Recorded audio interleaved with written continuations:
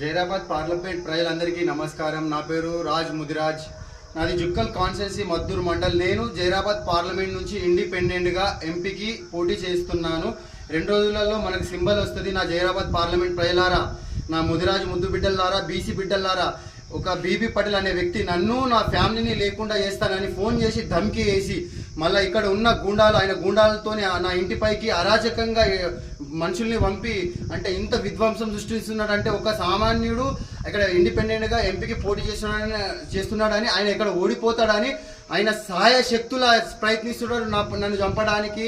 నా పైన టార్గెట్ చేసి మరి నా ఇంటి మీద 20 మంది తిరుగుతున్నారు. నిన్న ప్రజలారా, ప్రజాస్వామ్యంలో కనీసం మనకు పోటీ చేసే హక్కు కూడా లేదా మరి ప్రజలారా, నేను మీకు దండం పెట్టి మీ కాలు మొక్కి చెప్తున్నాను, నన్ను కాపాడండి ప్రజలారా.